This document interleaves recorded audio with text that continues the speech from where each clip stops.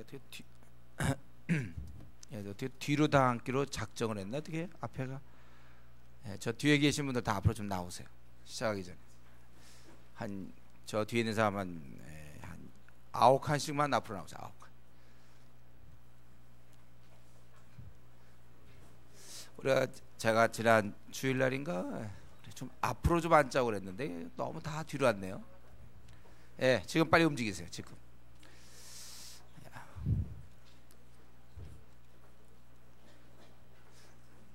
우리 41교회도 좀 예배위원이 있든지 해서 좀 앞으로 좀 다 이렇게 하세요.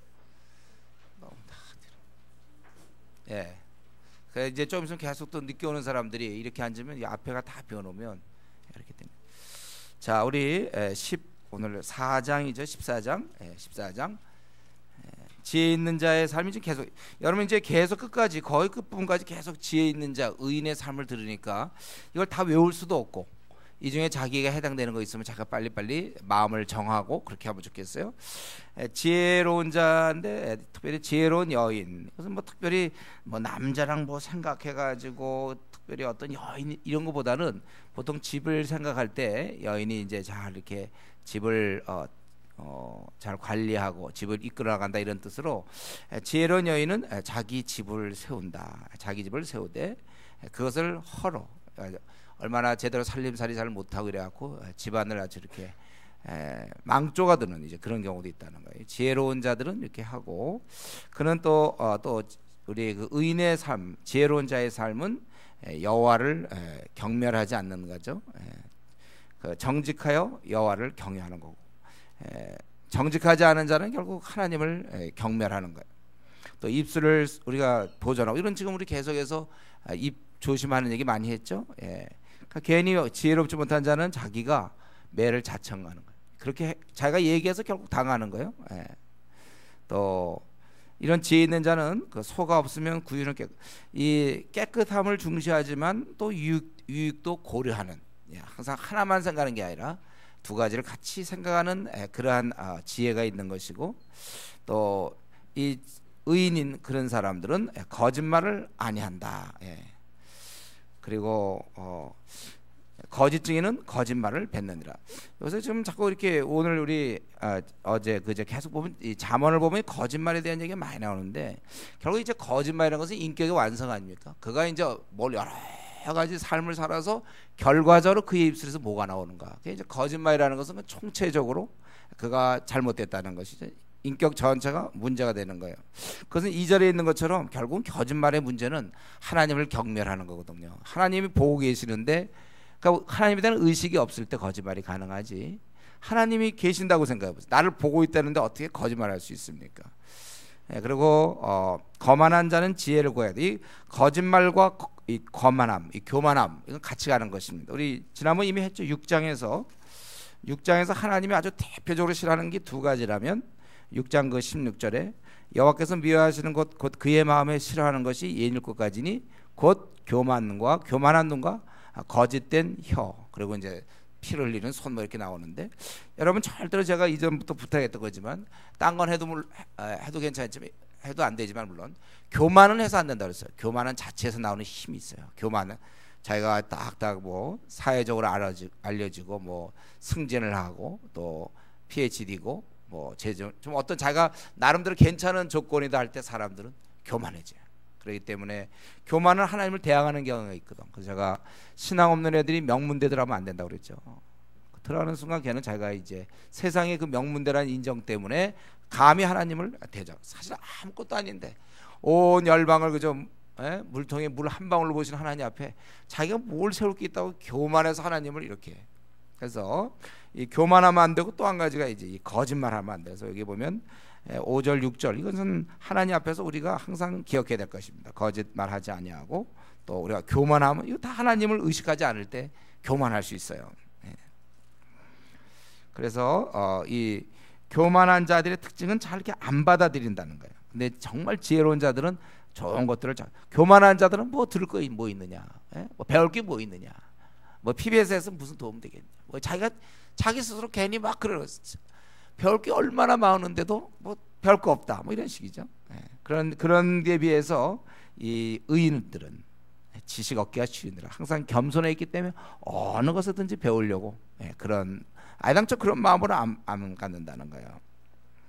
또 너 참으로 지혜로운 자는요 미련한 자를 떠나는 것입니다. 이게 7절에 미련한 자의 앞을 떠나라. 성경에 보면 의인은 아예 죄인의 길에 들어서지 않는 게 제일 좋다고 그랬죠. 아예 그 근처도 안 가는 게 제일 좋은 거예요. 가면 영향을 받으니까. 그래서 원래 복 있는 자들은 악인의 길을 쫓지 않고 오만한 자의 자리에 앉지 않고 죄인의 길에 서지 않고 오만한 자의 자리에 앉지 않고 그들을 가서 자기가 어떻게 해보겠다가 아니라 아예 멀리하는 거예요. 어떻게 보면 이게 좀 더 어떻게 보면 소극적인 것 같지만 이게 적극적입니다. 자기가 우리가 이런 걸 잘 배워야 돼요. 특별히 이 시대에는 얼마나 많은 사람들이 신실하지 않고 거짓되고 잘못되고 음란하고 하나님 앞에 패역합니까? 그런 사람들과 항상 우리가 있으면 안 돼. 그런 자의 앞을 떠나라. 처음에 제가 걱정되는 건 중고등학생들 보면 다 교회 다니는 애들도 보면 그 주위에 순전히 세속적인 애들만 잔뜩 있으니까 신앙이 잘할 수가 있는가? 정말 어쩌면 이 말씀을 순종하려면 중고등학생들 있잖아요. 우리 교회 다니는 중고등배들은 아예 혼자 지내야 될지 몰라. 어쩌면은요. 그러니까 그런 애를 빨리 무장시켜서 전도하게 만들어야 될지 모르겠는데 곳곳에 지금 너무나 많아요. 이런 하나님을 경외하지 않는 이 미련한 자들, 그런 자들을 떠나라. 그 입술에 지식이 있음을 보지 못함이라. 그러니까 우리가 어떤 드라마 같은 것도 마찬가지죠. 그걸 만든 사람이 누굽니까, 여러분? 우리는 그 만든 사람 생각하고 탤런트를 생각한다. 구준표다, 뭐 이런 사람 생각. 그건 누가 만들었습니까? 내가 최근에 구준표를 봤어요. 그건 누가 그 배우의 그 사람 다 미련한 자거든. 미련한 자들이 만든 그런 내용을 뭘 보면서 아유 재밌다고 그럽니까? 그런 거 떠나야 되는 거예요. 이렇게 좋지 않은 걸 안 봐야 되고 우리가 그런데 영향을 받으면 안 되는 거죠. 지혜로운 자들은 보면은 또 자기 길을 안다. 자기가 어떻게 살아가야 될지 자기 길을 알아야 돼. 그리고 그런 미련한 자는 죄를 심상히 여긴다. 대충 여기지만 우리 의로운 자들은 이 죄에 대해서는 아주 심각해야 돼요. 여러분. 작은 죄를 할지라도 예민해 있어야 돼. 영적으로 여러분들이 시대의 분위기에 따라가면 안 됩니다. 우리는 영적으로 예민하여 이런 죄에 대해서 하나님이 싫어하는 것에 대해서 우리도 싫어할 수 있도록 아주 그런 자가 지혜로운 자예요. 근데 이런 거 잘 안 돼요. 이 시대가 이 성경에서 얘기하는 그 기준과 너무 이게 낮기 때문에 중간 가는 사람들 많아요. 이 정도는 요즘 다 그래. 시대가 우리는 성경의 기준대로 갈 겁니다. 성경의 기준대로. 그러면 아마 사람들이 볼 때 좀 답답하다. 저 사람은 너무 완고하다. 그래도 할 수 없어. 우리는 성경대로 갈 겁니다. 성경대로. 그래서 우리는 이러한 죄를 미련한 자는 그렇게 대충 죄가 뭐 별거 아닌 것처럼 보지만 우리는 죄를 심상히 여기지 않고 우리는 아주 심각하게 여기는 사람들이. 또 우리 계속해서 보면 우리가 다른 사람의 고통에 동참하는 거 쉬운 문제는 아니라는 거죠. 마음의 고통은 자기가 알고 마음의 즐거움은 타인이 참여하지 못한다. 어떤 한계가 있음을 보여주고 있어요. 이 땅에 살아가는 동안에 우리가 이렇게 사람들과 관계 속에서 기쁨과 고통에 어느 정도 그런 한계가 있다는 것, 그냥 일반적인 지혜를 좀 얘기해 주는 거예요. 그리고 우리가 믿어야 될 건 11절에 있는 것처럼 악한 자의 집은 결국 망한다. 하나님 앞에 대항하고 하나님 앞에 거짓말하고 하나님 앞에 교만하고 하나님 앞에 음란하는 자들은 망할 수밖에 없고 정직한 장막은 흥하리라. 여러분 이런 말씀을 꼭 붙잡아야 돼요. 우리가 정직한 자는 된다. 우리가 이 나그네 길에서 내가 비록 돈은 없고 뭐 지위도 없고 내가 시험에 고시에 떨어진다 할지라도 내가 정직한 사람입니까? 그러면 여러분 되는 거예요. 그런 자는 결코 망하잖아요. 하나님께서 이렇게 약속한 거 우리가 생각해야 됩니다. 악한 자의 집은 반드시 망하겠고 그가 아무리 권세가 있고 뭐 재물이 있고 능력이 있고 해도 그의 길은 반드시 망할 것이고 정직한 자의 장막은 흥하리라. 우리 주은혜 교회도 성도들이 다 정직하고 저도 정직하고 우리가 정직하게 살아서 우리 주은혜 교회가 부흥될 걸 믿는 거예요. 정직한 집은 정직한 자의 장막은 흥하리라. 이걸 믿어야죠. 하나님이 살아계시기 때문에 가능한 것입니다. 그렇기 때문에 우리는 자꾸 그냥 주어진 걸로 많이 보는데 그렇지 않고 자꾸 드러난 걸로 겉으로 드러난 걸로 판단하면 안 된다는 거죠. 그래서 어떤 길은 사람 보기엔 바르나 필경은 사망의 길이라. 이런 이제 우리가 지혜가 필요한 것 같아요. 이런 걸 볼 때 저건 잘 될 거다, 잘 안 될 거다. 그 기준이 뭐냐 이거예요. 겉으로 드러난 것으로 판단하는 자는 어리석은 자입니다. 겉으로 드러나는 걸로 판단하지 않고 우리가 항상 하나님의 관점에서 좀 생각해야 돼요. 또 이 땅에는 아까 남의 고통에 기쁨에 참여하기 어려운 것처럼 또 이 땅에는 완전한 기쁨 즐거움도 없어요. 그리고 우리가 결국은 사람들은 자기 행위한 대로 자기가 행위를 했던 그대로 보응을 받게 된다는 것입니다. 또 우리 15절에 보면 우리가 계속해서 좀 의인으로서 배워야 될 것은 어리석은 자는 온갖 말을 믿는다고 그랬어요. 그러니까 그런 말을 믿고 막 행동을 하는데 슬기로운 자, 이건 의인이죠. 결국은 그들은 행동을 잘 분간해서 내가 이런 행동을 하고 이런 행동을 하면 안 되겠구나, 이런 게 분간이 돼야 돼. 내가 여러분 자기가 덕이 되는지 안 되는지 여러분 분간하세요. 제가 이건 로마서 14장에서 얘기했죠. 우리가 무슨 고스톱 치는 문제라든가 술 마시는 거, 옷 같은 거, 어떻게 옷을 어떤 식으로 입는가, 머리의 스타일, 귀걸이, 남자들 뭐 이런 등등 여러 가지 이런 것들에 대해서 우리가 이렇게 덕이 되는가를 잘 생각해 보라고 그래서 덕. 여러 가지 행동은 우리가 모든 걸 할 수 있지만 잘 행동을 분간하는 거예요. 이게 지혜로운 사람들이죠. 또 지혜로운 자는 두려워하여 지혜로운 자는 악을 떠나나 어리석은 자는 스스로 자기에 그냥 빠져버린다는 거예요. 스스로 믿어버려. 악을 행해. 그리고 우리가 참으로 이제 지혜로운 자라면, 우리가 의인이라면 노하기를 더디해야 되는 것입니다. 노하기를 어리석은 자는 속히 해. 보통 우리가 버럭화를 낸다고 그러잖아요. 버럭화를 내는 그거 안 한다는 거예요. 노하기를 의도를 가지고 노하는 것이고 또 그렇지 않기도 하고. 그리고 이 지혜로운 자는 지식을 아주 중요히 생각하고 18절에, 그래서 결국은 궁극적으로 이 의인은 악인에 대해서 승리한다. 우리 이런 말을 꼭 붙잡아야 되겠죠. 지금 당장은 어려워도 의인은 결국 이기는 것이다. 또 사람들과 관계에서도 가난한 자, 보통 가난한 자들은 사람들에게 이 친구가 없어요. 가난한 자들은. 그러니까 그런 자들은 미움을 받고, 그렇지만 우리 의인들은 21절에 가난한 자를 업신여기지 않는다. 오히려 그를 불쌍히 여기는 거예요. 가난한 자를 여러분 업신여기면 그 죄를 범하는 것입니다. 우리 주위에 좀 가난하거나 또 이런 빈곤한 자들에 대해서 불쌍히 여기는 거, 이거 우리가 가져야 될 태도죠. 우리가 그렇게 의인들은 그렇게 사는 것이고, 또 악을 도모하는 거, 이런 건 항상 나쁜 것입니다. 이건 지금 우리가 굳이 내가 이 시간에 설명하면 되죠. 악을 도모하는 건 나쁘다. 막 따라 적나요, 여러분? 악을 도모하면 나쁘다. 이건 아니에요. 우리가 선을 도모하는 사람에게는 인자와 진리가 있고, 그리고 23절 모든 수고에는 이익이 있다고 그랬습니다. 그래서 여러분들이 무슨 수고든지, 자기가 공부를 하면 공부에 대한 수고, 또 어떤 자기가 어떤 취직을 해야 되면 어떤 그런 것에 대한 수고, 하여튼 어떤 거든지 회사에서 일하는 수고에는 이익이 있다는 거예요.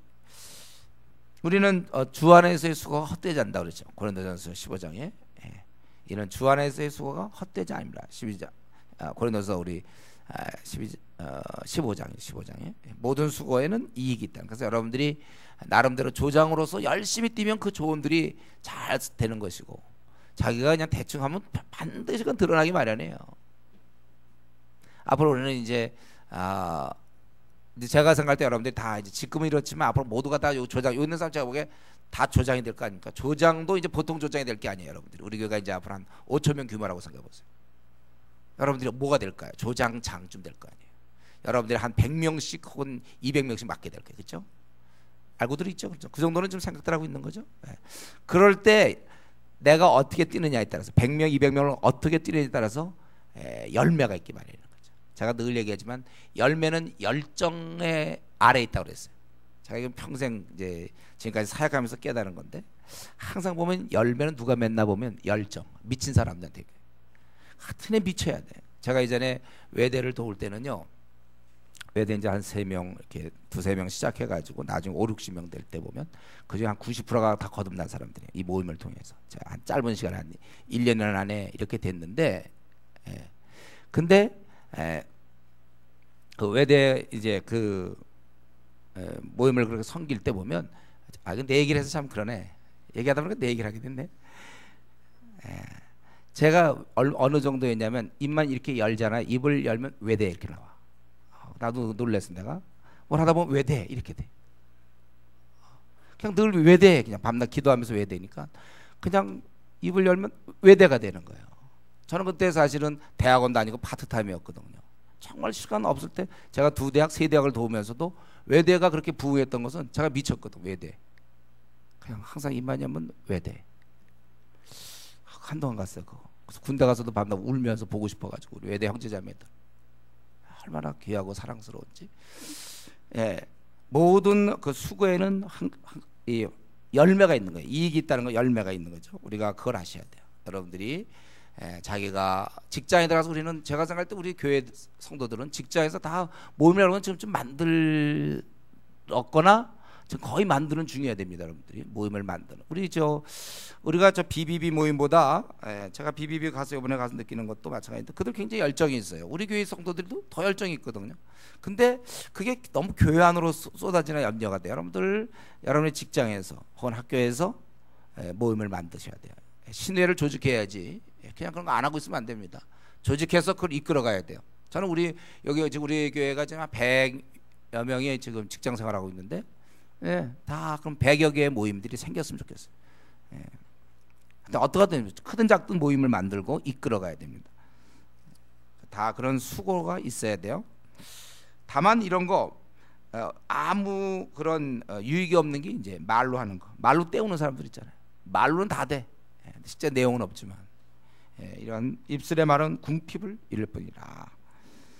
또 지혜로운 자의 재물은 참 잘 쓸 수 있지만 미련한 자의 소유는 이제 미련한 것이다. 참 이 말이 이상하죠. 미련한 자의 소유는 미련하다. 그가 제대로 잘 사용을 못하는 것 같아요. 그리고 이 진실한 증인은 사람의 생명을 구원한다. 거짓말을 뱉는 사람은 속이는 것이다. 또 그런 권위에 대해서도 생각할 때 그는 하나님을 경외하는 자는요 견고한 의뢰가 있다. 하나님은 우리의 피난처가 되는 거예요. 이런 걸 우리가 마음에 깊이 받아들이고, 여러분 이 땅에서 수고할 때가 많지 않습니까? 이 땅에서 속상할 때 많지 않나요? 어떻게 이런 상황을 어떻게 해야 될지 모를 때 경외하는 자는 견고한 의뢰가 있다고 그랬어요. 내 앞날의 문제를 생각하나, 우리 가정의 문제를 생각할 때나, 직장에서 내가 이렇게 참 난처할 때나, 그래도 의뢰처가 우리에게 있다. 우리는 이 피난처가 있어. 하나님을 의뢰한다. 참 이거 얼마나 좋은 건지 몰라요. 그 생명샘이죠. 그것은 생명샘이며, 또 왕에게 백성이 많은, 이런 말은 좀 왜 그런지 모르겠는데, 하여튼 백성이 왕에게는 정말 그 많아야 영광이 된다. 그것은 결국은 우리가 하고 있는 일에 어떤 열매를 얘기하는 것 같기도 하고요. 또 제가 이 잠언을 이렇게 보면요, 이게 참 논리적으로 여기서 왜 그게 나오는지 잘 나오다가 또 왕의 영광은 또 백성이 적은 거예요. 제가 더 이걸 더 깊이 좀 무슨 이유가 있을 텐데 이렇게 좀 보다 보면 잘 모르는 것들이 있어요. 다만 우리는 그냥 그걸 받아들이면 되겠죠. 그리고 이 지혜로운 자는 노하기를 더디한다. 이게 그만큼 자기를 이제 컨트롤했다는 것이죠. 자기를 오래 참을 수 있고, 자기를 절제할 수 있는 성령 열매가 거기 보면 오래 참음이 있고 절제가 있지 않습니까? 노하기를 더디한다. 또 조급하지 않는다 그랬어요. 마음이 조급하지 않고 늘 마음이 그 화평을 유지해. 평온한 마음은 육신의 생명인. 시기는 뼈를 썩게 하느니라. 제가 이런 거 설교할 때가 좀 어려운데, 제가 모르겠어요. 이게 제가 잘 못 깨달아서 이 시기하는 거, 저 그리고 제가 생각할 때 저 별로 없었던 것 같아요. 그게 시기. 근데 혹시 여러분 중에 하는 사람도 있죠, 시기? 누가 좀 나와서 얘기할지 모르겠는데, 시기가 뼈를 썩게 한다. 시기하는 거. 그러니까 그냥 여러분이 그냥 이해하세요. 제가 이거 설명을 못하겠어요. 나는 저 딴 건 좀 할 줄 몰라도, 하는지 몰라도 시기는 내가 별로 안 해본 것 같아가지고, 모르겠어요. 내가 그만큼 둔해서 그런지 몰라도, 근데 어쨌든 시기는 참 나쁜 시기. 그거 이걸 가지고 보여준 사람이 누굽니까? 사울왕 아닙니까? 시기하는 거. 그러니까 결국은 사울이 왕으로서 그가 했던 많은 일 중에 주로 쫓아다니는 일이 그의 주로 했던 일이잖아요. 쫓아다녀 갖고 2번 죽을 뻔했죠. 참 시기는 뼈를 썩게 한다. 참 시기라는 게 얼마나 나쁜지. 우리가 이런 거 다 성령의 능력으로 다 고쳐야 돼. 시기 같은 거 뼈를 썩게 한다. 또 우리 가난한 자를 불쌍히 여기는 것은 주를 공경한다. 이거 참 가난한 자는 가난한 자를 학대하거나 이런 자는 그 지으신 일을 멸시. 하나님이 그렇게 허락했는데 학대할 경우, 또 그를 불쌍히 여긴 자는 주를 공경하는 것이다. 또 의인은 죽음에도 소망이 있고, 또 명철한 자는 지혜가 있고, 공의의 나라를 또 영화롭게 하며, 또 슬기로운 신하는 왕의 은총을 입는다. 그러니까 오늘 이 본문 전체를 보면 우리가 이러한 그 14장의 말씀을 통해서 우리가 생이 딱 한 번뿐 아닙니까? 한 번 살아보고 나서 다시 했으면 좋겠지만 딱 한 번뿐인 생인데 우리는 어쩔 수가 없어요. 워낙 시작을 영적 깊은 무지에서 출발했고, 거짓됨과 교만함과 아주 피 흘리기를 좋아하는, 우리는 그런 남을 미워하고 자기 잘났다고 그러고 항상 자기 중심적인 이기적인 그러한 상태에서 우리가 출발했기 때문에 이제 예수님을 믿고 나서부터 이제 하나하나 고쳐 나가야 됩니다. 그래서 우리가 고칠 것은 고치고, 잠언이 이제 어느새 지금 이제 14장 15장 이제 내일 또 15장 가면 또 한 절반 정도 이렇게 해가는데, 우리가 이런 잠언을 통해서 계속할 것은 뭡니까? 고칠 것은 내가 고치고, 내가 버릴 거 버리면서 또 어떤 걸 내가 좀 잘 배워서 내가 순종해서 살 수 있겠는가, 이걸 우리가 계속 생각해야 될 것입니다. 이런 면을 내가 더 이걸 원래는 사실 우리 예수님 믿자마자 어쩌면 이걸 좀 먼저 공부했어야 될지 모르겠어요. 지혜로운 자의 삶은 이런 것이구나. 그래서 우리가 지금 살펴본 것처럼 가난한 자를 잘 대해줘야 되고, 내가 그 업신여기면 안 되고, 이 시대가 특별히 돈 중심이고 외제차 중심이고 막 이럴 때 내가 정말 이런 차라도 말이죠, 조그만 차 타고 나간다고 사람 무시하거나 이러면 안 되고, 돈 없다고 무시해도 안 되고, 이런 것도 재물뿐만 아니라 학벌이나 능력도 마찬가지다. 내가 그를 잘 대할 때 그를 주를 존경하는 거구나. 이런 거. 그리고 우리가 늘 진실을 얘기해야 되겠구나. 늘 그러고 공평하게 말하고 내 속의 생각들을 적당히 얼버무릴 것이 아니라 공의롭게 항상 해. 내 가정에서나 교회에서나 회사에서나, 또 우리가 노함에 대해서도 참 내가 이렇게 쉽게 노하지 않도록 주님 나의 중심을 지켜주시고, 우리가 하나님을 경외하는 것이 생명이며 또 모든 수고에 이익이 있으니까 내가 더 열심히 일해야 되겠다. 이런 것들 우리가 좀 오늘 말씀 중에 자기에게 해당되는, 혹시 우리가 시기하는 마음이 있다면 하나님 나의 이것을 고쳐주십시오. 그렇게 해서 여러분들이 계속해서 이 잠언을 이제 15장 16장 계속하면서 내가 버릴 부분을 잘 버려서 다들 훌륭한 하나님이 기뻐하는 그러한 의인 되기를 바랍니다. 기도하겠습니다. 하나님, 오늘도 말씀해 주시니 감사합니다.